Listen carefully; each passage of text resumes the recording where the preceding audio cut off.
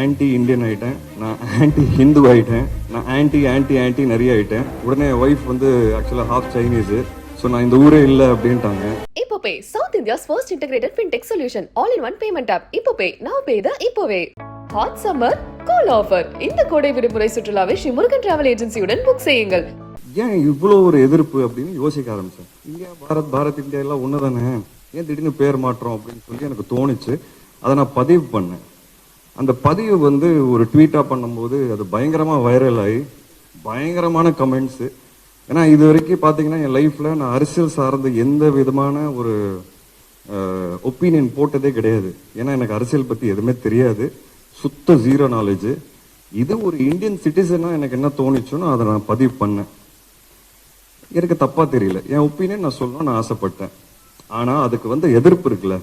2 நாளில் நான் anti Indian ஆகிட்டேன், நான் ஆன்டி ஹிந்து ஆகிட்டேன், நான் ஆன்டி ஆன்டி ஆன்டி நிறைய ஆகிட்டேன், ப்ரோ நிறைய ஆகிட்டேன். உடனே ஒய்ஃப் வந்து ஆக்சுவலாக ஹாஃப் சைனீஸு, ஸோ நான் இந்த ஊரே இல்லை அப்படின்ட்டாங்க. ஏன்னா என் ஒய்ஃப்னால நான் அதை பேசிகிட்டு இருக்கேன்ட்டாங்க. எனக்கு ஒன்றுமே புரியல. என்னால் ஏன் ஒரு பதிவு வந்து ஏன் இவ்வளோ ஒரு எதிர்ப்பு அப்படின்னு யோசிக்க ஆரம்பித்தேன். ஹேட்ரட், இவ்வளோ ஹேட்ரட் ஏன் இப்படி இருக்கும் நம்ம எல்லாரும் யோசிச்சோம். ஒருத்தருக்கு ஐடியாலஜி மாறலாம், இல்லை ஒருத்தருக்கு ஒப்பீனியன் மாறலாம். அந்த ஒப்பீனியன் நம்ம ரெஸ்பெக்ட் பண்ணிட்டு போகணும். அப்படி தானே, அதுதானே ஹியூமனிட்டி. எனக்கு ஒரு விஷயம் பிடிச்சிருக்கு, எனக்கு ஒரு விஷயம் பிடிக்கல, ஓகே. உனக்கு ஒரு விஷயம் பிடிச்சிருக்கு, அது பிடிக்கல. ஜஸ்ட் பிகாஸ் எனக்கு பிடிச்சிருக்கிறது உனக்கு பிடிக்கல அப்படிங்கிறதுக்காக நான் உங்களை இறக்கி பேசக்கூடாது. This is what I faced. And எனக்கு அது ரொம்ப ஸ்ட்ரேஞ்சாக இருந்தது. இப்போ நம்ம நாட்டில் பார்த்தீங்கன்னா நிறைய ஹேட்ரேட் இந்த மாதிரி பயங்கரமாக பரவிட்டு இருக்கு, எஸ்பெஷலி சோஷியல் மீடியா. ஆனால் நம்ம சுற்றி இருக்கிற ஆளுங்களோட உட்காந்து பேசும்போது அது இல்லவே இல்லை. அப்போ உண்மையாகவே அது சோஷியல் மீடியாவில் மட்டும் தான் இருக்கா, இல்லை அது உண்மையாகவும் இருக்கா அப்படின்னு ஒரு கேள்வி வருது. பட் அது உண்மையாகவும் இருக்கு. நம்ம நிறைய இன்சிடென்ட்ஸ் பார்க்குறோம். இந்த படம் அதை பற்றி தான் பேசும். ஹேட்ரேடே இருக்கக்கூடாதுங்க. ஒப்பீனியன் மாறலாம், நம்பிக்கை மாறலாம், ஐடியாலஜி மாறலாம், நிறைய விஷயங்கள். ஒருத்தரோட மதத்துல வந்து இன்னொரு மதத்துக்கு வந்து ரெஸ்பெக்ட் கொடுக்க வேண்டிய ஒரு விஷயமா வந்து அதான் டிஃப்ரென்ஸ் இருக்கலாம் மதங்கள்ல. பட் ஒருத்தருக்கு நம்ம ரெஸ்பெக்ட் கொடுத்து போகணுங்கிறது தானே வாழ்க்கை. இந்த படம் அதை சொல்லி கொடுக்கும். அதுதான் லால் சலாம்.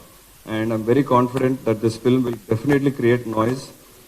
உங்களுக்கு சிம்பிளா சொல்லணும்னா, அதான் எக்ஸாம்பிளா சொல்லணும்னா, இன்னைக்கு தளபதி அப்படின்னு ஒரு யார் உங்களுக்கு பிடிக்கும் அப்படின்னு கேட்டா ஒரு பதிலே கொடுக்க முடியல. ஏன்னா நீங்க ஒரு பக்கம் பதில் கொடுத்தீங்கன்னா இன்னொரு பக்கம் தாக்குறாங்க, இன்னொரு பக்கம் பதில் கொடுத்து அந்த பக்கத்துல இருந்து தாக்குறாங்க. ஏன் நம்ம இப்படி இருக்கோங்கிறது இந்த மாதிரி கேள்விகள் எனக்கு நிறைய வரும் லைஃப்ல. So I think this film is an answer and is an example that we should respect opinions. We should respect opinions. We should respect difference of opinions, and we should respect our beliefs and others' beliefs. That is why Lal Salam will really do well, and I'm happy and proud to be a part of this movie. Aishwarya, Rajinikanth அவங்களுக்கு கண்டிப்பாக நான் மிகப்பெரிய நன்றி சொல்லணும். ஏன்னா எதாச்சும் இப்போ தான் எனக்கு 15 இயர்ஸ் முடிஞ்சிருக்கு. 15 இயருக்கு அப்புறம் ஒரு பெரிய கிஃப்டாக வந்து எனக்கு கொடுத்தது வந்து லால் சலாம். இது வந்து என்னோட ஜேர்னி வந்து என்னோட ஸ்ட்ரகிள்ஸை வந்து ரீவைண்ட் பண்ணி பார்க்கும்போது இன்னைக்கு அந்த கிஃப்ட், இவ்வளோ பெரிய கிஃப்ட் எனக்கு கிடைச்சிருக்குங்கிறது உண்மையாக அவங்கனால தான் அது நடந்தது. ஏன்னா தலைவரோட ஒரு சீன் நடிச்சிட மாட்டோமா, தலைவரை பாத்திர மாட்டோமாங்கிற நிறைய பேர் இயங்குவாங்க. ஸோ தலைவர் பக்கத்தில், தலைவர் கீழே ஒரு ஹீரோவா வந்து இந்த வாய்ப்பு வந்து மிகப்பெரிய வாய்ப்பு. So it sums up my journey. தலைவர் மாதிரி ஒருத்தர் இருக்கும்போது அது ரொம்ப கேர்ஃபுல்லாக பண்ண வேண்டியதாக இருக்கு.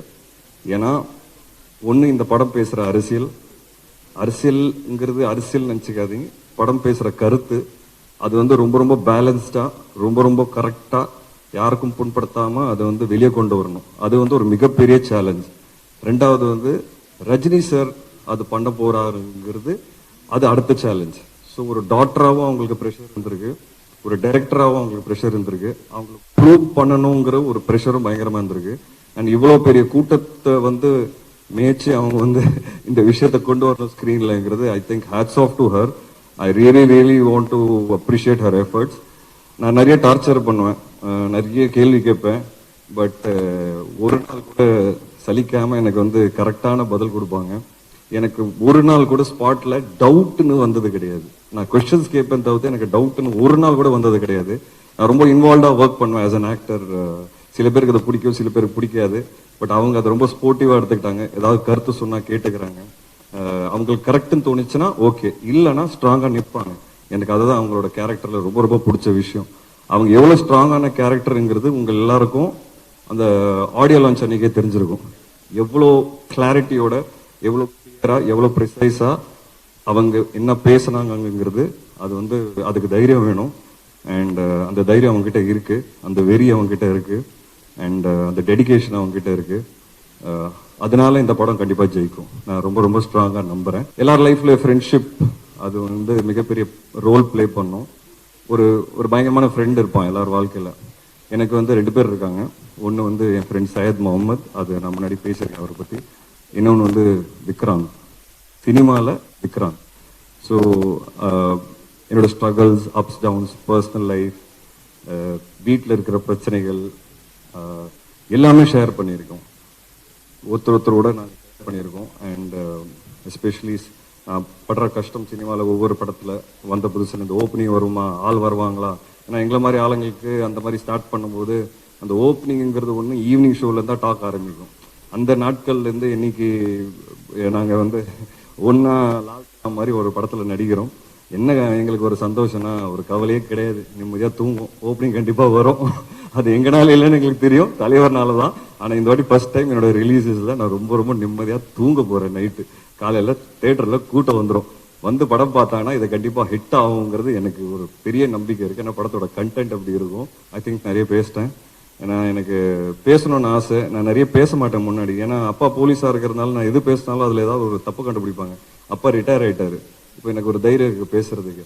அதனால தான் நான் வந்து என்னால் நிறைய கனெக்ட் பண்ண முடிஞ்சது ஐஸ்வர்யா அவங்களோட.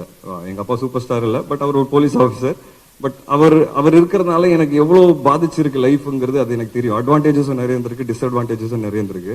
பட் அந்த டிஸ்அட்வான்டேஜஸ் என்னங்கிறது எங்களுக்கு தெரியும், அது அவங்களுக்கு அது எப்படி இருந்திருக்குங்கிறது எனக்கு ரொம்ப நல்லா தெரியும், புரியும். ஏன்னா சார் வந்து மேடையில் சொன்னார், அவங்களும் சொன்னாங்க, இந்த மாதிரி வாய்ப்பு தேடி நிறைய இடத்துல போனேன், ரஜினி பொண்ணுங்கிறதுனால யாரும் வாய்ப்பு கொடுக்கல, கொடுக்கவும் மாட்டாங்க, இங்கே வெற்றி மட்டும்தான் பேசும். அந்த விதத்தில் ஐஸ்வர்யா ரஜினிகாந்த் இந்த படம் கண்டிப்பாக வெற்றி அவங்களுக்கு கிடைக்கும். அவங்க ப்ரூவ் பண்ணுவாங்க, இன்னும் நிறைய படம் பண்ணுவாங்க. வெற்றிக்கு மட்டும் தான் இங்கே மதிப்பு. And we will definitely win. Thank you so much. Thank you.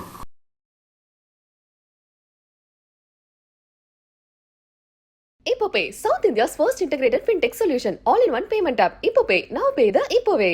Hot summer cool offer. இந்த கோடை விடுமுறை சுற்றுலாவை ஸ்ரீ முருகன் டிராவல் ஏஜென்சியுடன் புக் செய்யுங்கள்.